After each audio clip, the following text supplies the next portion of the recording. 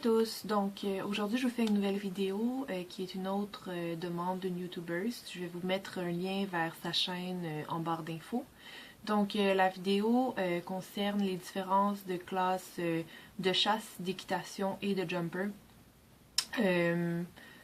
Régional, provincial, parce que bon, international, je pense que tout le monde sait à peu près à quoi s'en tenir. Donc c'est ça, je vais vous faire la différence entre chaque. Je vais essayer de vous mettre des photos et des tableaux, peut-être pour vous aider un peu.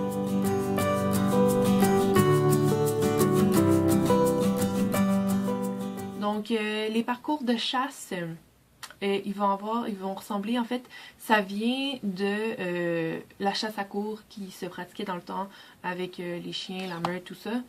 Donc, les obstacles sont très naturels. Souvent dans les bruns, verts, blancs, des choses du genre. Il peut y avoir des obstacles un peu comme des genres de troncs d'arbres, de la pruche, des bottes de foin, des choses du genre. Donc c'est vraiment dans cet esprit-là. Ça va être des lignes droites et des diagonales dans le parcours, donc il n'y a rien de vraiment compliqué, des lignes brisées, on ne voit pas vraiment ça. Donc ça ressemble à ça. Je vous mets quelques photos ici et là.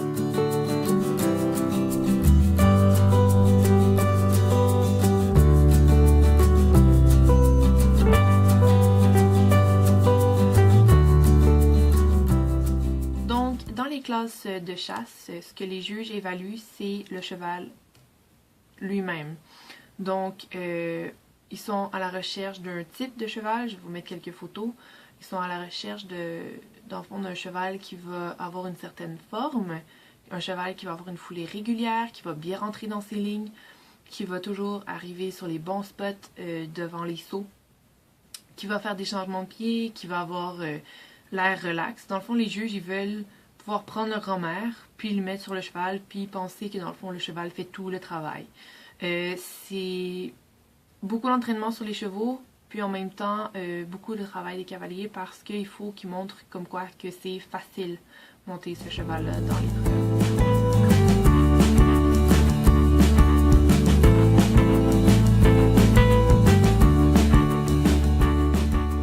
Donc, les classes de chasse en régional, on a les chasses de poney, donc petit, moyen et grand poney. Les hauteurs des sauts vont varier en fonction de la grandeur du poney, dans le fond. Ensuite, on a les chasses débutants qui sont pour les chevaux débutants en concours. Souvent, ça va être des jeunes chevaux qui sont un peu plus effrayés d'un peu n'importe quoi. On a ensuite les chasses enfants adultes modifiées qui sont d'une hauteur de 2 pieds 3, 2 pieds 9, il me semble. Puis les chasses enfants et adultes qui sont de 2 pieds 9, 3 pieds. Dans le fond, la seule différence, c'est l'âge des cavaliers, comme son nom le dit. On a aussi les chasses combinées qui sont 3 pieds, 3 pieds 3 ou 3 pieds 3, 3 pieds 6, je ne suis pas certaine. Donc, dans le fond, qui sont beaucoup plus... En provincial, on a aussi les chasses combinées, donc qui sont les plus hautes. On a les chasses juniors, on a les chasses... adultes non pro. On a les chasses propriétaires amateurs, donc c'est des cavaliers qui sont propriétaires de leurs chevaux et adultes dans le fond. On a les 35 ans et moins, puis les 36 ans et plus, donc pour diviser les classes. Puis, on a les chasses novices et pré-débutants. Je ne pourrais pas exactement vous expliquer la différence puisque j'en fais pas à ce niveau-là, mais je sais qu'il y a la différence. Dans le fond, c'est les âges puis les hauteurs des sauts qui varient.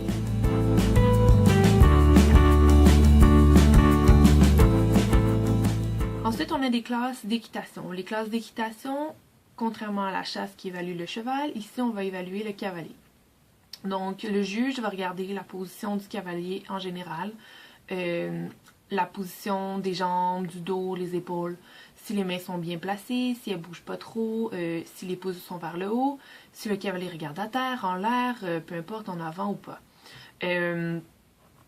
Puis, dans le fond, dans les épreuves de chasse et dans les épreuves d'équitation, il y a des parcours et des plats.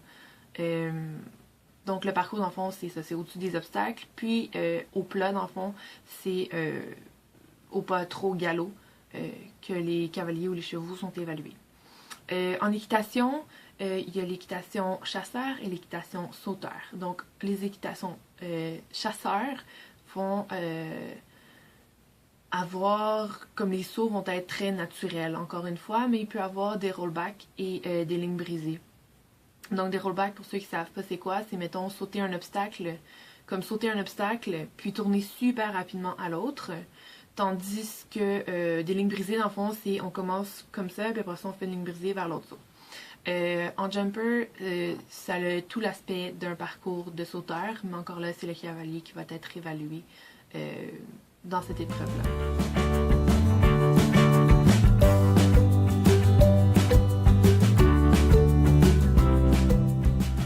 Donc, en régional, les épreuves d'équitation qu'il y a, ça commence avec les étrivières courtes. Étrivières courtes qui sont en bas de 12 ans. Donc, les hauteurs vont être plus basses. Ensuite, on va dans les juniors C, les juniors B et les juniors A. Les juniors C sont 12 à 14 ans, les juniors B 14 à 16 et les juniors C 16 à 18. Ensuite, on tombe dans les équitations enfants, les équitations adultes et les équitations enfants-adultes modifiées. Donc, les équitations enfants et les équitations adultes, c'est la même hauteur que dans le fond les chasses enfants et adultes, donc 2 pieds 9, 3 pieds. Les équitations enfants adultes modifiées, c'est la même chose que pour la chasse, donc 2 pieds 3, 2 pieds 9. Ça, on a les classes de jumper. Donc ça, c'est ce qu'on voit beaucoup à l'international, dans le fond, des parcours de saut plein de couleurs, avec plein de formes, des grosses décorations, des quand même bonnes distances à parcourir, des choses du genre, ok? Maintenant, il y a différentes tables qu'on appelle, donc il y a la table A, B et C. La table A, dans le fond, c'est que les concurrents, mettons, qui viennent de faire leur parcours, si on fait un sans faute, donc pas de temps de faute, pas de faute de temps, ni de faute de pôle qui est tombé, ben, ils vont pouvoir faire un jump-off.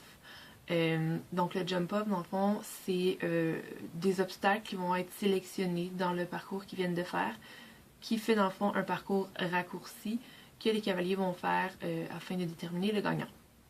Dans la table B, c'est que si, mettons, les concurrents cavalier-cheval ont fait un sans faute, ils vont devoir se retirer, laisser passer tous les autres couples cavalier-cheval avant de pouvoir faire le jump-off. Puis il y a les tables C qui sont en fait des tables de temps. Donc chaque pôle qui tombe compte pour des secondes. Puis il n'y a pas de faute de temps en tant que tel, donc c'est le cavalier qui va faire le plus rapidement possible qui va gagner.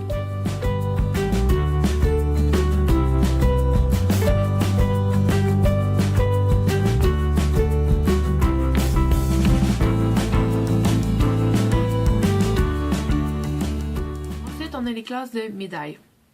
Les classes de médailles en régional et en provincial, c'est un peu différent. Donc, en médaille, c'est beaucoup comme des équitations. La seule chose qui change, dans le fond, c'est qu'il va y avoir des tests. Par test, on entend, ça peut être un arrêt dans le parcours, ça peut être un déplacement sur les antérieurs, sur les postérieurs, un reculé, un contre-galop, un saut au trot, des affaires du genre. Il y en a généralement 2 ou 3 par parcours. Les classes de médailles, généralement, ça a un parcours et un plat.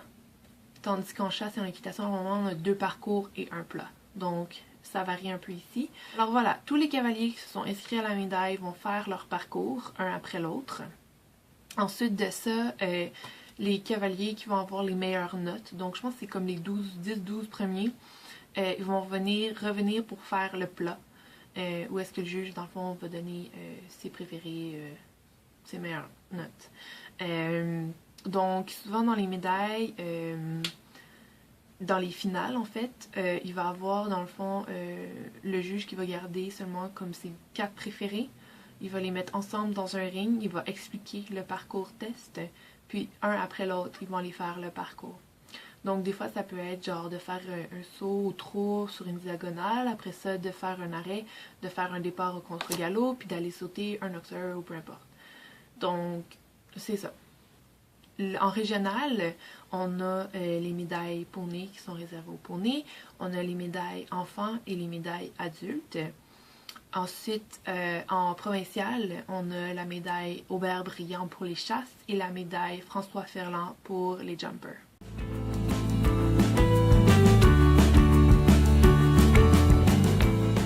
a les classes, les classiques de chasse et les derbies. Donc, les classiques de chasse, en fait, c'est jugé comme un parcours de chasse. La seule différence, c'est qu'il va y avoir plus d'obstacles, avec, bon, dans le fond, des sauts qui vont être un peu plus difficiles. On a les classiques de chasse poney, qui va avoir une hauteur modifiée. On a les chasses 3 pieds et les chasses 3 pieds 6. Donc, c'est ça, les différences dans la classique de chasse, c'est le nombre d'obstacles qui est beaucoup plus grand. Les distances à parcourir sont beaucoup plus grandes. Il y a beaucoup plus de décoration. Les sauts sont plus imposants, sont plus larges. Les cavaliers, bon, généralement, ils vont porter un manteau à queue. Sinon, un veston est parfois accepté. On recherche vraiment le look, dans le fond, de chasse à courre avec la meute de chiens, en quelque sorte. Puis il peut avoir dans le fond des in and out. Donc dans le fond c'est que le parcours principal est situé dans un ring. Puis le cavalier va devoir sortir du ring, faire son parcours comme l'autre partie du parcours et revenir dans le ring, finir son parcours. C'est un peu spécial à dire mais c'est vraiment vraiment le fun à faire.